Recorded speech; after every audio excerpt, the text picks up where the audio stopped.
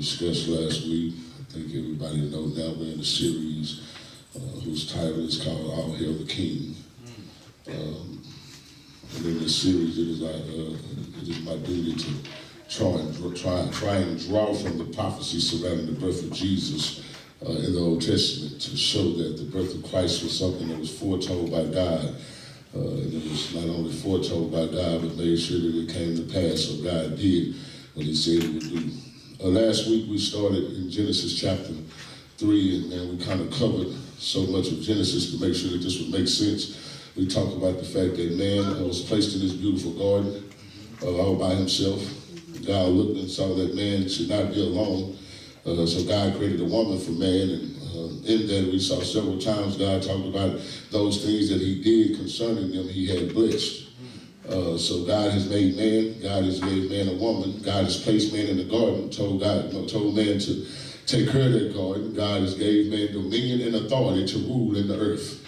So man has, so now man has a wife, man has a job, man has dominion and authority to make sure he can get it done. And then all of a sudden in Genesis chapter 3, well, let me backtrack. So in Genesis chapter 2, we see something that's unique. God tells us exactly how he made man and woman. He tells us how he framed them, how he created them. And what I don't want us to miss is that it says in Genesis chapter 2 that the voice of the Lord walked with them in the cool of the garden.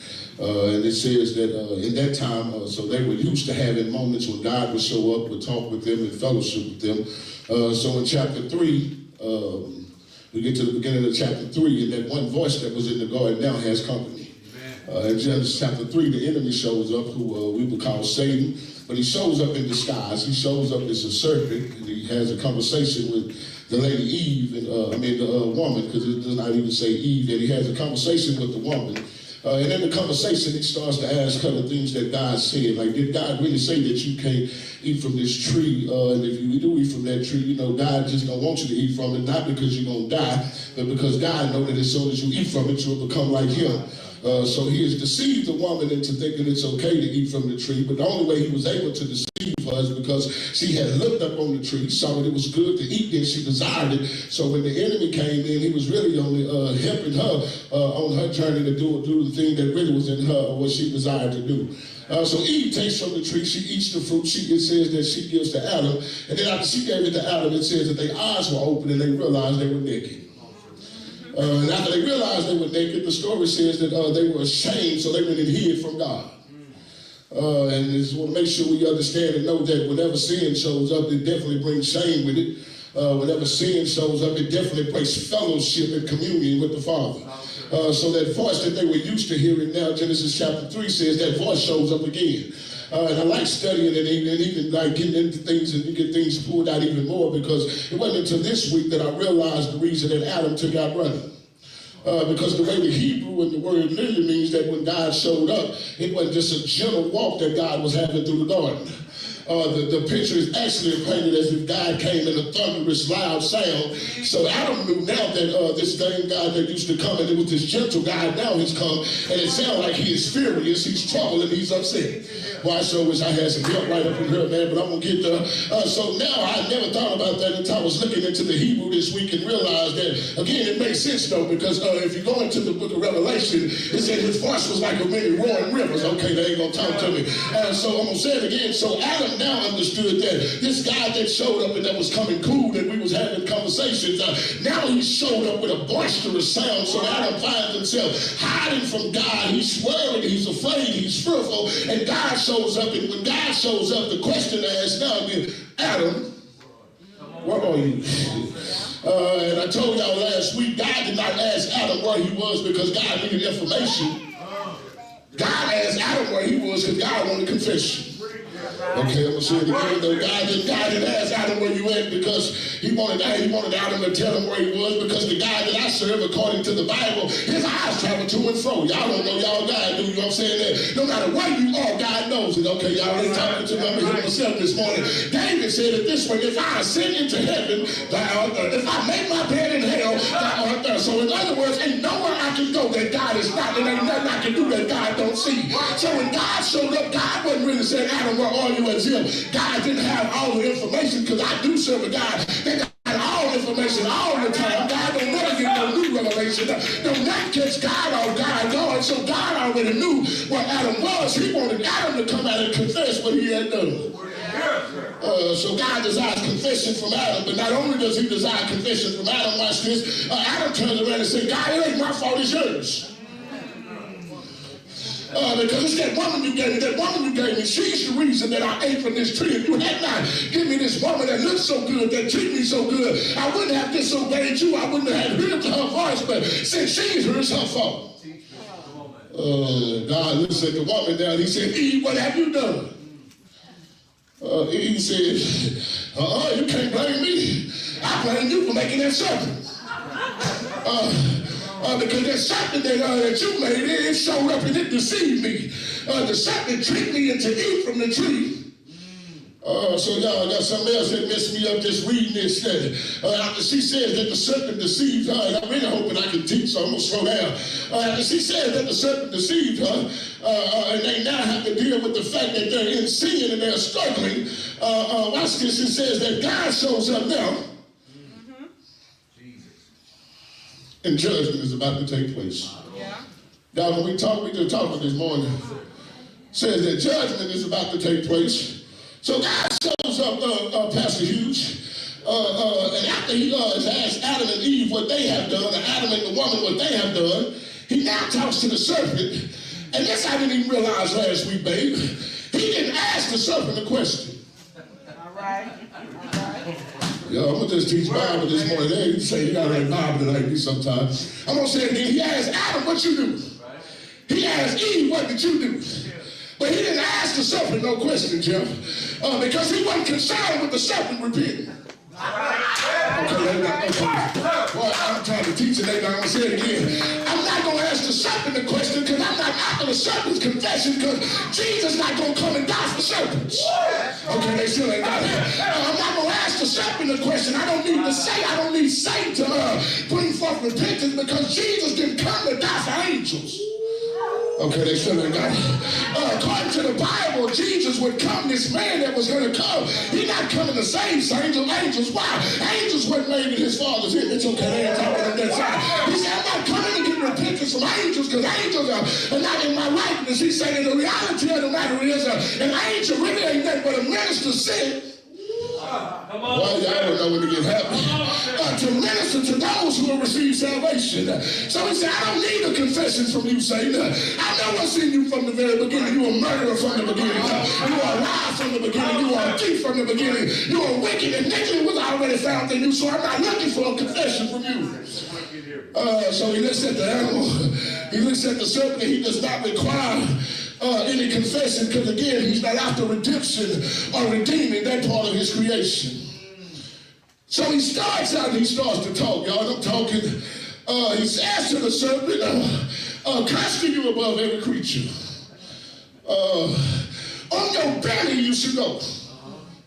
So now the serpent, and I ain't even see this, boy, it's good to just send this book sometime. I wonder why he said cast above every creature. The reason, because you were more shrewd than every creature. Wow. Okay, y'all just listen. Wow. Meaning you were already cunning, you knew better. And since you knew better, I'm going to judge you based off of what you do. Okay, they ain't heard me. This for free. God don't judge your ignorance. Come on. God does not judge you based off what you don't know. Oh, but once you get the revelation of a thing, God now expects you to operate based off of what you know. So, man, I like it. I like it right up in this point. That's why I love being a pastor of this church. Because you ain't going to never be able to say, Lord, I had never heard that before. Lord, when God looks and asks, why did you do it? God has a right to judge because you got the information. He says, since you're cunning and shrewd, you're a judge, and watch this, you're cursed above all other creatures. On your belly you should crawl and eat dust. And it's funny because this eating dust and this crawling really was a sign of humiliation. So God says, when you try to embarrass my creation, when you try to embarrass me, now you're going to be humiliated yourself. So on your belly you shall crawl. Then after he says that, y'all, we just backtracking. He looks to the woman and he says to the woman, in childbirth you're going to not have pain. In childbirth you're going to not have pain. And I told y'all something last week that I'm just bringing clarity as I sit and I think. He says to her, Jeff, in childbirth, you're going to have pain. But I told you, God didn't curse them. Come on. God did not curse Adam and Eve. God cursed the serpent and Satan. But he didn't curse Adam and Eve. Because God had already pronounced the blessing on them. But what I found from digging into the text was he didn't curse them, not just because he couldn't. All right. He cursed them because he didn't curse them because they had already bought it on themselves. Well, y'all didn't hear me. God says, I no longer have to pass the curse on you because sin in itself is a curse. So he says to her, I don't have to curse you with Adam because now in childbirth you're not going to have pain. And last week, man, I wish they would have blessed y'all the way it blessed me, because I know if you can imagine being Eve? Knowing that God said as soon as you eat this tree, you're going to die. You ate from this tree and then God shows up and judgment shows up. And you're waiting for God to tell you you're going to die, and God says in childbirth. Meaning that even in the midst of your judgment, there's also a glimmer of hope. Saying that you're not going to die today. The reason I know you're not going to die today is because you can't give birth if you dead. So God says to her, you ate from this tree, you brought death into creation, but you're not going to die today because I still got a plan. Okay, let me come get y'all since y'all going to sit on me. Y'all going to see if somebody get what I mean. There are moments in your life where you've done things and the enemy thought it was going to kill you and destroy you. And then God even shows up and brings forth his judgment on your life. But the one thing he says, I'm not going to wipe you out because I still got to work for you. I still have need of you. I still have something for you to do. So God looks at Eve and says, you're going to give birth to kids. And in giving birth to children, you're going to now have to deal with pain. You're going to travail, you're going to have hurt, you're going to have to go through to push out and give birth to what's inside of you. He says to the woman, you're not going to die. You're just going to have a little pain. Then he turns around and says to Adam, my sis told you you can curse Adam, my sis. Adam, not you curse, but curse me the ground for your sake. Come on, sir. Come on, sir. You do me one favor. Open that door. He says, Adam, because you have sinned, because you have disobeyed, it's not just going to affect you. All right. It's going to affect all of creation and everything connected to you. It is in this moment that I try to talk to men, because I'm going to tell you, and I will continue to say, God don't hold your wife responsible for your household. Yeah, but I ain't got to talk to him. I'm telling talk to myself and say it again. God does not hold them accountable for, watch this, what happens in your household. He just said Adam, and he said, Adam, I'm not going to curse you, though. I'm going to curse everything around you. Your wife going to deal with pain and childbirth. But now the very ground that used to produce seed after its own kind.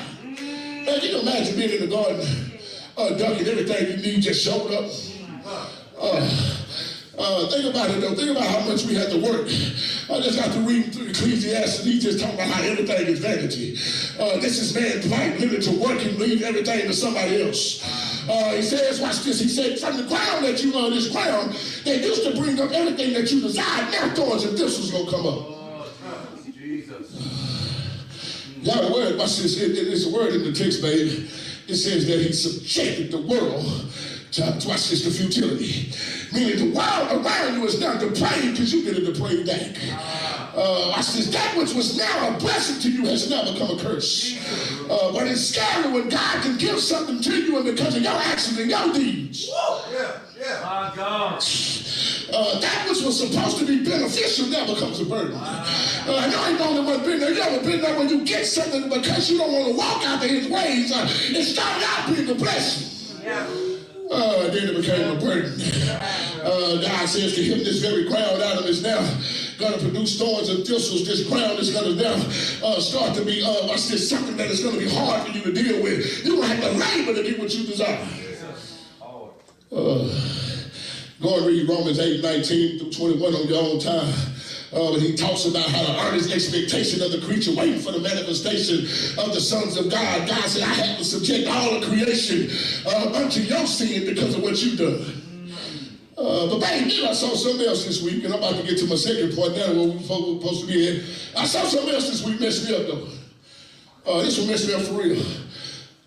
In verse 20, it's not in the text, but it should have been. It should have been in my text. Watch this. After God passes judgment, Adam now changes his woman name to Eve. Word, sir. I've been preaching. They ain't talking to me. I'll say it again. God has now changed the woman name from woman to Eve. Adam says, watch this, I'm going to call you Eve because you're the mother of all living things. Yeah. Yeah. Well, y'all, Rico, you want me to tell you why that blessed me? Because Mommy showed me something. The proper response to God's grace should be faith. Yeah. I'm going to say it again. The proper response to God's grace should be faith. Yes, sir. Yeah. Okay, one more time. The proper response, what you should do, the proper response to God's grace should be faith. Amen. You say, Mac, where you get that from out the text? Because Adam must have heard God tell Eve she was going to give birth. And since Adam, watch this, and this is cold stuff, y'all, because I may not believe what you said before I see it. Brother Steve, they not heard me. Before we watch this, when you first came in command, I allowed the enemy to trick me because I wasn't operating in faith, I was in unbelief. But now since I have seen your grace and your mercy, once you said she was going to be the mother of children, I named her the mother of all living things. Meaning that I'm in agreement with what God said concerning her. Come on, sir. That was just good. That was good, friend. They miss you. Adam has decided that I'm going to respond to me by grace and faith. To faith, but I'm going to respond to grace by faith. What you mean, man? It's by grace you saved. Yes, sir. Say it again, baby. Say it again. It's by grace you saved through faith. Once I realized the grace of God on my life, and that this ain't for everybody, because some of us be acting like we're self-righteous. But for those of us that understand, I was a sinner when he came and got me. And I wasn't just a sinner, I'm talking about me now. I was like Paul, I was the chief of sinners. But I didn't know how to do nothing. I know how to sin with the best of them. And when I saw God saw all of that sin and still called me into his kingdom, the only response should have been was to walk by faith. Once I think about the fact that God took me just like I was. Can you imagine being Adam? You didn't sin. You didn't cut up some leaves. Thinking that was going to give you the righteousness you need. And God shows up and say, no, that ain't going to cut it. Once sin show up, blood got to show up. Boy, once sin hits the scene, blood got to hit the scene. So God kills something and then allows him to live and said, you're going to be the mother of all living things. That was the first one. The first thing we saw in the text was the curse. God is now pronouncing judgment. Man is now cursed. But then now we stop because once the curse is pronounced, guess what else takes place? It's time for war. Hey. I knew I was going to talk this one through. We show up and now, God, my second point is it is now time for conflict. It is now time for conflict. What you mean, Mac? Because I want to make sure that y'all understand that in verse 3 and 15, God literally is pronouncing war. Come on. Okay, I'm going to say it again. In verse 3 and 15, where we're about to hang our hat, I want to make sure y'all understand that this is a pronouncement of war. It is our king and his kingdom pronouncing war on the now ruler of this world and his systems. Watch what happened. Watch what happened. I'm going to execute the text. I didn't come to play this. At first, it was God and man's kingdom. Man had a kingdom that he was going to rule under the authority of God. But once sin shows up, it's now a war taking place. Because man has literally decided that I'm going to give my kingdom to Satan. So now Satan has a kingdom in this world. And now, okay, y'all ain't talking about it. And now God says, but I can't let it be that way because I didn't create you to have dominion on earth. I created man. So now it's time for war. Y'all, what we are looking at, Genesis 3 and 15, is literally what is called a proto-evangelium. Meaning that it is the first gospel. It is the first time that Jesus is mentioned in the Bible. And I told you, man, I love it, I love it, I love it. Thank you, God, for making me a preacher. Because the first sermon that was preached by God. God preaches a sermon about his son, and God starts to have a conversation with the enemy.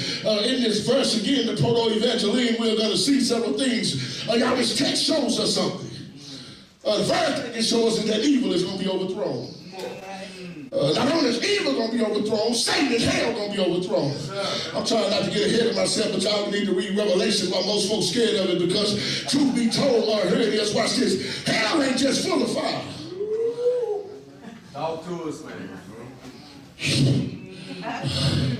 Hell is a place of torment, but it ain't full of fire like they want us to think. When it's full of fire, the lake is going to be thrown into. Because the Bible says that death and hell are going to be thrown in the lake of fire. So it's the overthrow of Satan and hell, but also it shows the agony of the human race. Because sin brought in a pain that none of us can really deal with. Oh, I wish I had some folk that'll be real that can help me right here and talk about them nights you've been up crying about sin and things you're struggling with. Hoping you can overcome it, but it seems like it keeps showing up. Every time I say it, I'm going to do it again. Every time I say, Lord, I'm walking over it, I find myself struggling. I'm talking about waking up in the middle of the night, praying the things that I know ain't good to me. Ain't that something, y'all? I used to wake up at 2, 3 o'clock in the morning, get out of my bed with my wife, drive all the way across town just to get some joy so I can feel better. I had this agony, this battle that I was fighting. Agony of the human race came because of sin. But then this verse also shows the virgin birth. Not only does it shows the virgin birth, it shows the incarnation and the crucifixion. So in Genesis 3 and 15, y'all, in Genesis 3 and 15, the conflict is about to take place. And I want y'all to notice something. I'm there talking Bible for real this morning. Pastor Hughes, it starts off and saying, I will. Come on. Teach it here, man. He said, I will. This is the part I need some help with for all you free will folk. This is the part I need some help with. This is free will. This ain't everybody get free will, folks. Mama, how is it that we say we got free will, but God said, I don't put enmity? Word, sir. Well, they just missed it. We don't want to accept the fact that God is the cause and the effect. Okay, y'all ain't talking. God says, and I will, meaning that even if man didn't want to have enmity with the enemy. You're going to be at war with Satan because God has declared that war is their own.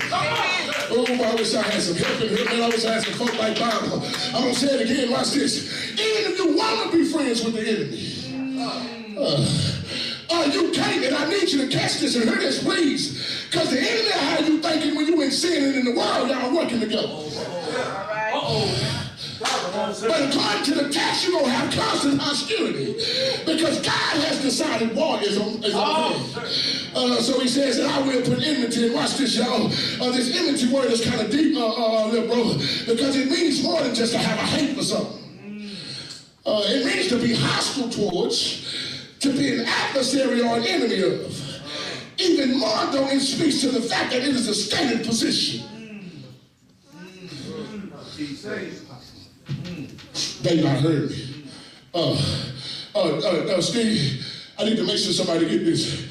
This hostility that we now have with the enemy, it's not a feeling. Come on, sir.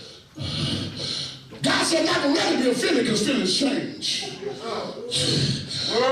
Say it again. It's not a feeling. I'm going to make sure it's not a feeling because feelings change. I need you to understand you are in a constant position or a constant state of enmity. My God. Meaning that even when you think the enemy blessing you, it's a curse. You know how we do out in the world, because we don't want to accept the fact that Satan can give you so much stuff that this world has to offer because he's the rule of it. And you'll be out of God and took care of the God, God ain't gave you that. That may be a gift from the enemy and you don't understand. You think it's a blessing, but he really trying to lure you in, bait you in because he understands. If I can get you to love this more than God, and I get you, where you get that from, Pastor Mike? He said, love in this world is enmity between you and him. So he says that I'm going to put between y'all this hostility. You and the woman going to have hostility. So watch this, y'all. The first one I want y'all to see was between Satan and the woman. Babe, I'm telling you, man, I'm with you Bible study.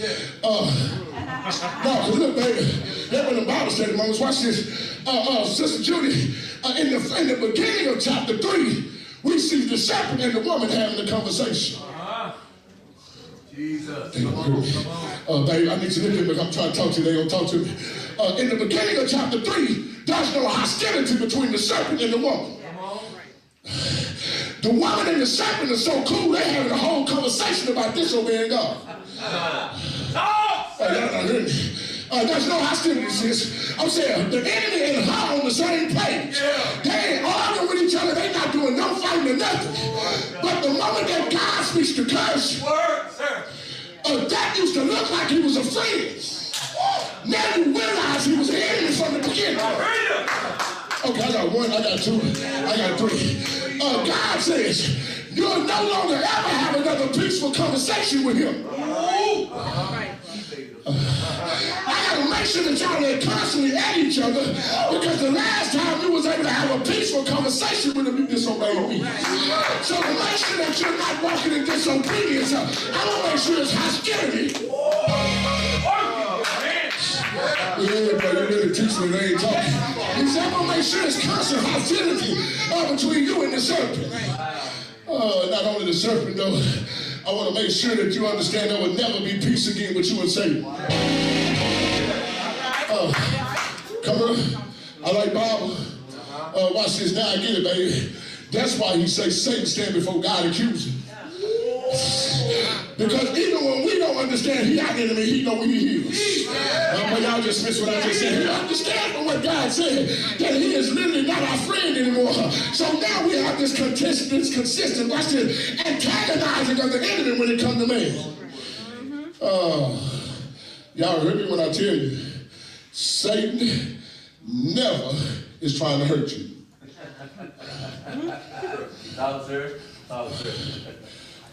People hurt you. Satan trying to kill you. Okay, you say it again. Yes, sir. Satan is never just out to hurt you. Satan is trying to kill you. Watch this. Where you get that from, man? I love Bible. Watch what he says to us in the book of in 1 Peter 5 and 8, church. This guy talking. This guy talking to his servant Peter. He said, Peter, be sober. There he is. Yeah. Come on. Come here. Be sober. It's funny, because God is just not talking about being on drugs or alcohol. Yeah. He is expecting you to be spiritually aware. I need y'all to hear me. To be sober-minded does not just mean not to have really had a drink. It really means to be, watch this, I haven't done drugs in 17 years.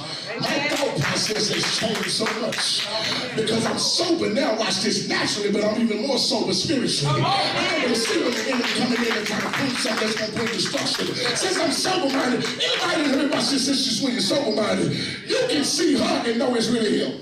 I'm going to say it again.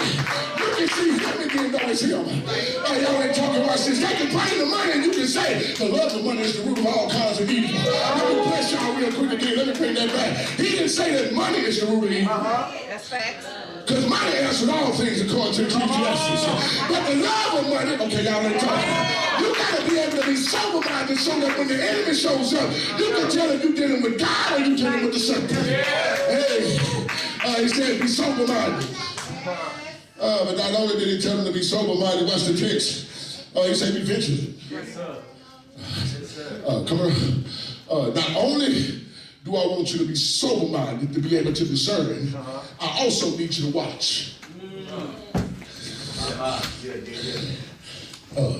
Most of us fall into traps because we ain't paying attention. And this what messes me up about God, young sister. Watch this. God will let you know when the trap comes. Yeah, I knew this was going to be good for me, not for you. I'm going to say it again. God knew the trap was coming. The problem is, since you're not sober, even though you're watching, you fall into the snares. That's why why God said, I require and both. I desire you to be sober-minded and to be watchful. Jesus told his disciples, man, y'all can't watch for me just for 1 hour, okay? He told them, watch and pray. Meaning, I need you to watch, but while you're watching, I need you to be warned as well. Oh, I wish I had some church in here. He said, be sober and be vigilant. Watch this, here it come. Because your adversary.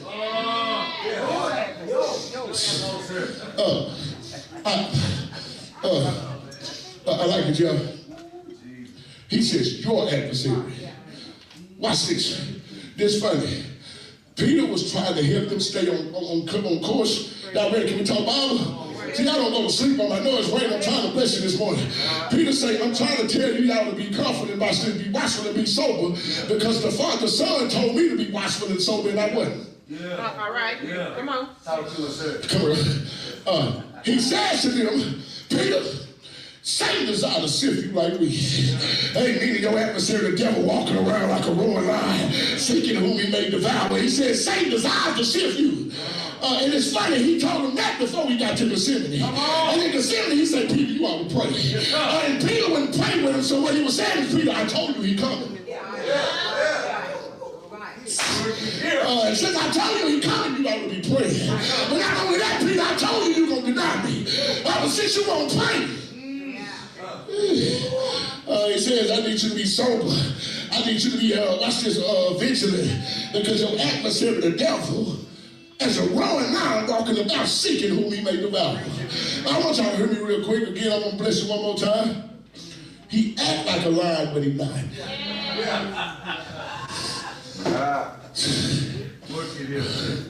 He acts like a lion, and I got the lion of Judah. All right. Amen. He says, the enemy is walking around with a desire to kill you. But this is what's funny. Watch this. Even though, man, some of us may be called children of disobedience, the reality of the matter is, here it comes, watch this war between man and woman. And when it says woman, it's really talking about her seed and those who are in her.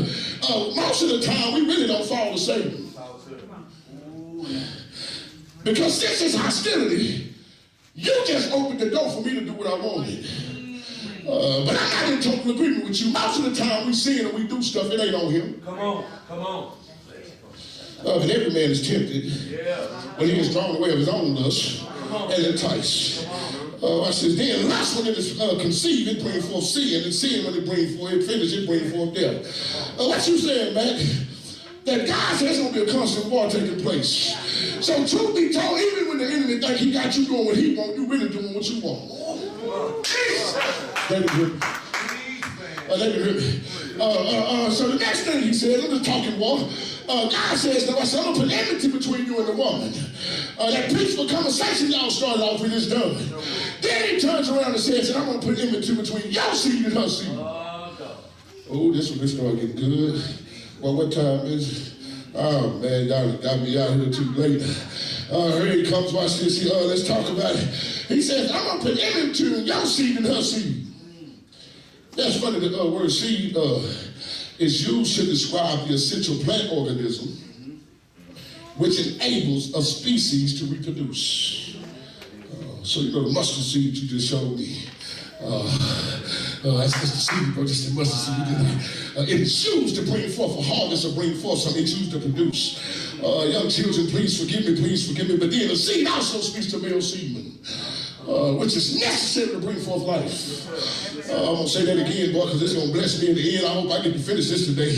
I'm going to say it again. The human male seedman, which brings forth life, and it's necessary to bring forth life. And lastly, seed means human offspring or descendants.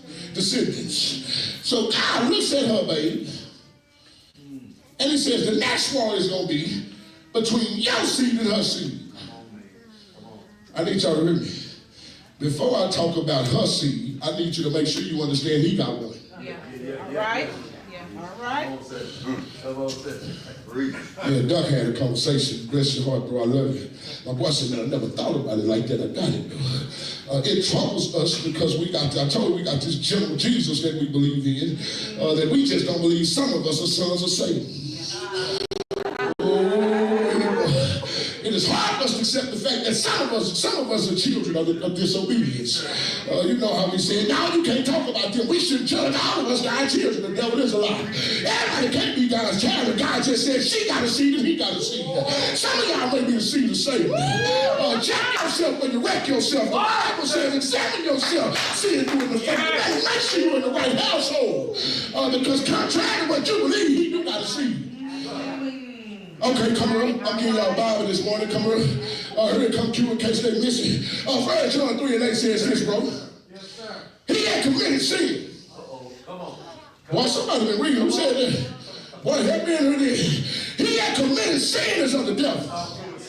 Oh, I know, Joe. Let me help him real quick, though. Yes, sir. The word commit, though, is a present participle, meaning it's a continuous action. Okay, they just missed it. I'm going to say it again. Just because you were saint and you sin, that don't mean you're a sinner going to hell. We got this great thing called repentance. We got this great thing called confession and forgiveness. I'm talking about those that when you watch them, it seems like all their ways are wicked. It seems like I don't care how much you try, you can't see nothing good in them. You better be honest with yourself and realize that might be a son of Satan. And this is the problem with us, since we don't want to judge nothing. You know, we ain't supposed to judge. We got ourselves connected with people talking about we healed, but we living with devils. Help me in the Holy Ghost. And according to the Bible, watch this, Christ and Billy, y'all can't have fellowship. Y'all can't run around with darkness. Okay, they're not going to talk to me this morning. But God says, no, I made the difference, you didn't. I need y'all to hear me, man. See, y'all think it be me that be judging. Y'all think it's us that make the decision who is what. No, I didn't. It is God that said you will see the Satan and you will see the woman. He looks and he says, watch this, here it comes. You got to make sure that you understand that whoever practices seeing. Practice. You're not in practice long. Here's the thing about practicing stuff. Most of the time, practice it so you can perfect it. Word, sir. Make sure you're not practicing sin because you will never perfect it. It'll just make you imperfect. Well, I'll tell you, boy, this was some good stuff to me. He says, let me hear because I got to get you good people out of here. He says to the woman, my sister, he says, Satan, that's your seed. I'm going to put enmity between you and her seed. Yeah, I got a whole problem. Come on, sir. Women don't have seeds. Right. Quiet. Let me say it again, David, they got quiet. He says, I'm going to put enmity between your seed and her seed. Mike, men can receive. Women got the incubator. Yeah, that's right. They still ain't got a baby. What God really just did was gave a reference to the birth of Christ. Because he literally just said, watch this, I'm going to put enmity between you and her seed. First, let's talk about her seed being her descendants. After God said that, y'all do know the war broke out. Can I show you how I know war broke out? Y'all got like Bible this morning. You can see like, watch the war break out. God's people are stuck in Egypt. And the Pharaoh that Joseph knew died. But we got a problem though, Jeff. The Hebrew women are giving birth so fast that the Pharaoh now gets scared. Come on. And the Pharaoh says to the midwives, I need you to kill every Jewish little boy that comes out the womb. Come on, sir. Okay, they just missed it. That really wasn't Pharaoh that was doing it. That was Satan trying to kill the seed. Satan says, I got to kill the seed because I know it's one coming. So he's trying to kill all of the boys. Notice he didn't want the girls. He said, I want all the boys to be dead. Okay, that one didn't get him. Then we get to the book of Esther. Well, we never see the name of God mentioned, but we see God orchestrating. Because watch this, they implied that they're going to kill all the Jews. So God raises up Esther, the Bible says, for such a time as this. So that she can make sure that the men, watch this, that the Jewish people live. But it really wasn't them that was trying to kill them, it was Satan. Come on. I need fucking read the Bible this Christmas. Then maybe that one didn't get you. Make sure I give you 3 of them to hold you. Then we finally get to the New Testament. They got news that this little pregnant virgin about to have a baby boy, and people say, hold on, how she a virgin to give birth? That don't make no sense. You telling me she, like I just told y'all, you need male semen to give birth to a baby. She ain't never been touched by a man, but y'all telling me she pregnant. So Herod is upset, he's confused, and he bothered now. So Herod says, watch this, what, I ain't gonna play with y'all, I ain't no 3 wise men either, the Bible ain't never said that. Watch this, Herod says to the wise men, Come on, Bishop. go and find this man or this baby that they call Jesus. Watch this. And since he couldn't find him, they went back. Watch this, y'all. They went, and the Bible said they went and saw him, and then they left another way. Come on. Jesus. You do know, whenever you come to Jesus, you come one way, but you always leave another way. That was for free. It says that since they didn't come back, Herod says, kill all the babies in Judea.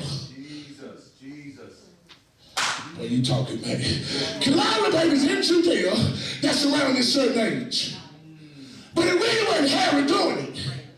It was Satan trying to kill the seed. But they still ain't got it, okay? They ain't heard me, watch this. But the ultimate fulfillment of that scripture, that seed thing really took place in Christ. Because just like he attacked them 3 times, he attacked Jesus, the real seed, 3 times.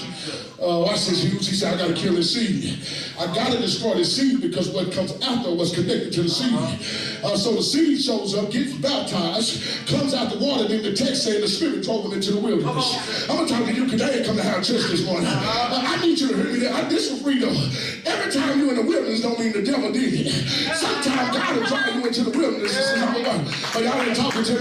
God say, sometimes I'll drive you in the wilderness, but here it is. Not that I can see what's in you so you can show me what's in you yourself. God said, I need you to realize what I did inside where you get that from. He said that the children of Israel went into the wilderness. He said, I took you to test you and to prove you and show you what was inside of you. He really comes out the water and goes to the wilderness. Q. I said, he gets to the wilderness. After he fasted 40 days and 40 nights, here comes Slewfoot.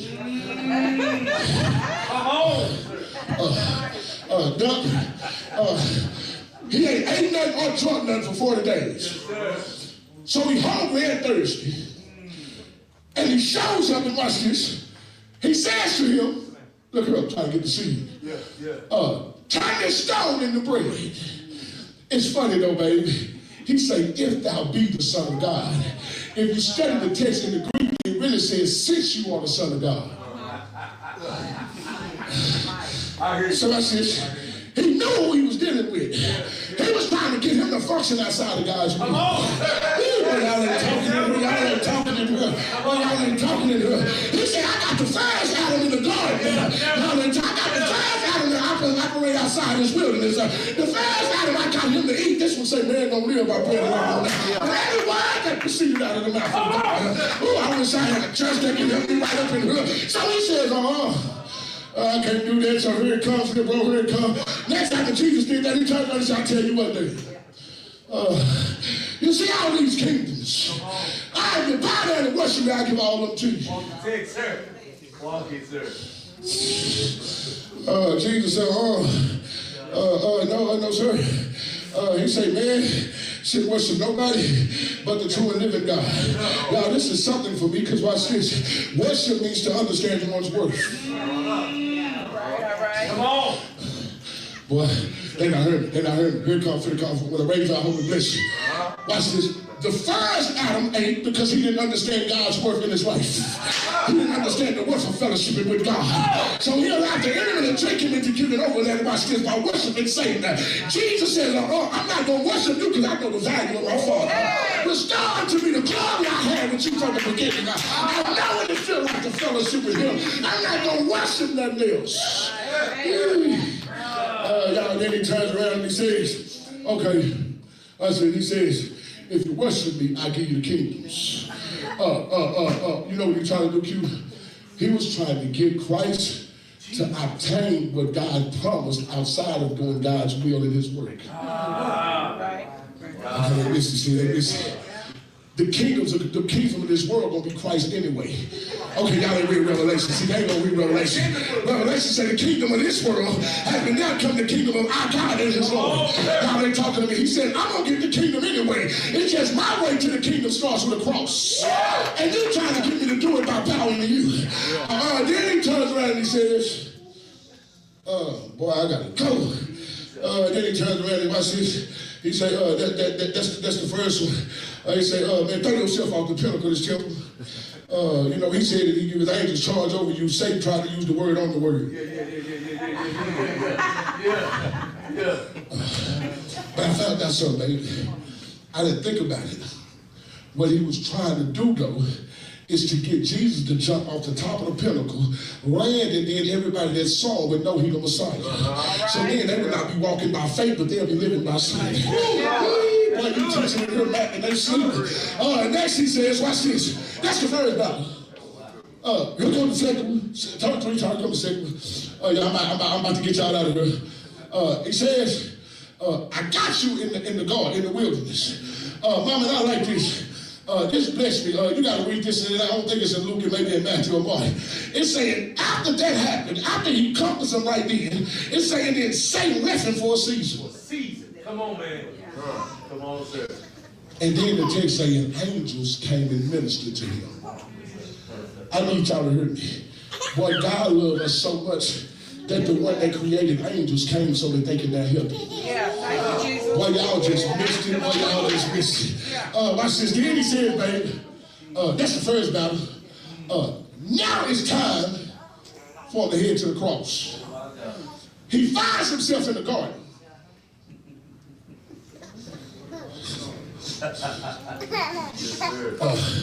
Boy, I be wishing this stuff be blessing y'all. I'm sorry, y'all be happy. I be trying to let y'all go. Watch this, not for real. The first Adam is in the garden. But watch this, is the Garden of Eden. Eden means paradise. He was in paradise and failed. The next one is in the garden that's connected to olives, that speaks to suffering, and he conquered. Okay, they just missed it. They just missed it, man. The first one had everything around him he needed to be successful. The last Adam actually was in the garden that was connected to pressure, pain, and problems. And instead of him falling in the garden that's connected to pain and pressure, he actually just said, nevertheless, not my will, but your will be done. Satan tried to get him in the garden just like he got the first one. It says, this last Adam understood something. I wasn't created to do my will. Come on! Come on, sir. I'm finished. Here it comes, I'm going to my seat. This last battle leads us to our last point. Because watch what he says. He says, this seed that's coming, you're going to bruise his heel. All of those were bruises. He's bruising Jesus' heel when he's trying to kill the children. He's bruising Jesus' heel in the Garden of Gethsemane. My last one, y'all, is the conquering. The last one. We got the cursing, we got the conflict, but then we got the conquering. Because what Satan didn't know is, the moment that you got Judas to watch this, betray me and push me to the cross, what you thought was my death, but really was yours. Boy, y'all don't know what happened, baby. Man, look, baby, I'm gonna say it again. You thought you was killing me, not understanding that my death was the death of your kingdom. Ooh, I wish I had some help right here. Watch this, not here to come. Colossians 2:15 says it this way. And having spoiled principalities and their powers, he made a showing of them openly, triumphing over them in it. Y'all come here. Jesus on the cross. Folks mocking him and ridiculing and laughing. Seeing him weeping, acquainted with sorrows, not knowing that he who laughs last the loudest. Jesus is on the cross, and then watch this, he says, y'all may think I'm losing, but I'm actually triumphing over him. I'm going to my seat, but I just got a couple of things I want y'all to see. Watch this. Here it comes. Use this all Bible. Because of the cross, because of this, you hitting this hill. This is what he said. Oh, he's going to crush your head. Head speaking to authority and power. He said, all your power will have to be stripped. Y'all do know in Genesis chapter 3, travailing came in. What you mean? It said that she was going to travail with pain. But then the Bible says in Isaiah 53, he came, watch this, with travail of his soul. Meaning that the moment that Jesus started travailing no longer we have to do it. Okay, y'all ain't hearing me anymore. But then it said, watch this, pains came in chapter 3. It said that she was going to have pain. We was going to have pain because of death. Acts 2:24 says this, don't watch this. Whom God have raised up, having loosened the pains of death, because he could not be holding up. But y'all not even hearing me, man. These people tripping. Here it come, bro. In Genesis chapter 3, God looks at Adam. He said, from the sweat of your brow, you're going to have to earn your keep. The moment that sweat came in, Jesus said, don't worry about it, I got it.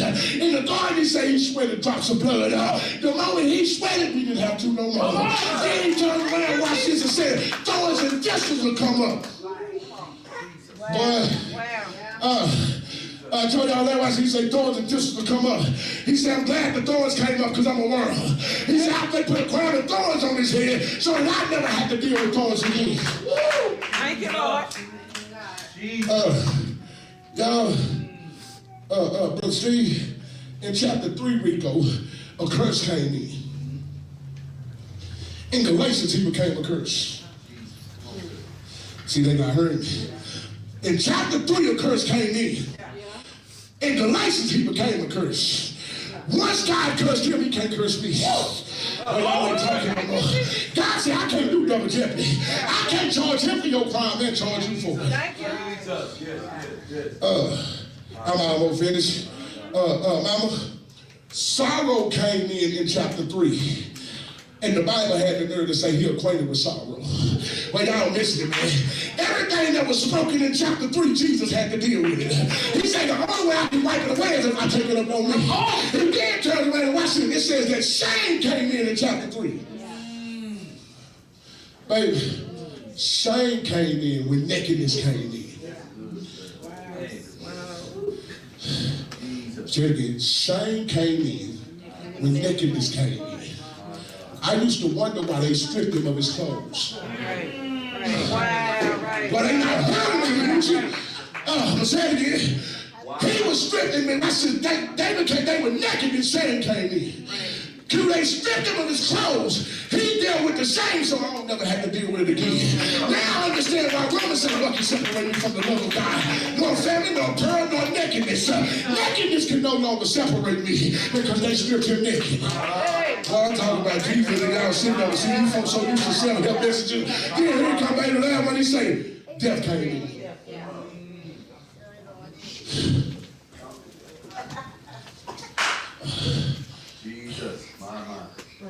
Well, I hope this bless you huge, like it blessed me. Watch this.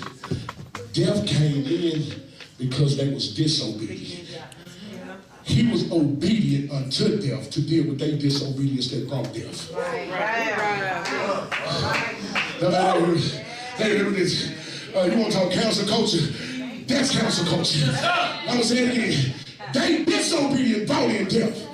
Philippians says it this way. He humbled himself and became obedient unto death, even the death of the cross. I'm finished. Come on, y'all, we praying. JJ, let your daddy help you real quick. If you go read Philippians, it got a comma after it said that humbled himself and became obedient unto death. Comma, even death of the cross. All right. Come here, Dave. Hear me, son. If you gonna fulfill his will for your life, you gotta die twice. Christ first died to self. Y'all don't want to hear me. He says, do what the text say. Do what the text say. Humbled himself, became obedient unto death, even the death of the cross. Y'all not hear me. It's meaning that I dealt with the dying of myself so that I can deal with the dying on the cross. Because myself didn't want to deal with the affliction that the cross brought. But it wasn't the suffering of the nails. It was the separation from the Father. But y'all ain't hear me. He says, Adam, watch this, brought sin and brought separation. In order for me now to deal with the separation, I got to become separated myself. But y'all ain't let me sleep. Dave, I need you to hear me real quick. Watch this. I'm finished real. Christ's healing work is greater than the hurt wound. Okay. Now they not hearing me, bro. Christ's healing work is greater than the hurt wound. Whatever affliction you're dealing with, he's the balm in Gilead. Oh, yeah, I'm so excited. Well, I need to be in a Baptist church right now, because right now at this moment, I'll walk out down the field, down the Rosa, take y'all all the way up to a hill called Calvary, tell y'all that they lifted him up and stretched him out wide. He hung up there. I'm talking about from the 3rd hour to the 9th hour. The world got dark. Y'all ain't talking to me in here. We started a drill drop fail, and the Bible said that as soon as they lift him up, that the veil tore in the two. They ain't talking to me. God said that the way unto the heavens has not been opened. And after they lifted him up, now they had the nerve to think it was over. They took him off the cross, put him in the grave, not understanding that he gonna lay there Friday. He gonna lay there Saturday. As the old Baptist preacher was saying, every Sunday morning, he got up with all power, all authority in his hand. Christ's healing work is greater than the hurting wound. The promised seed has restored the promise back to the seed. Come on, y'all, we playing, man. These folks that went to sleep on me. Y'all need Jesus.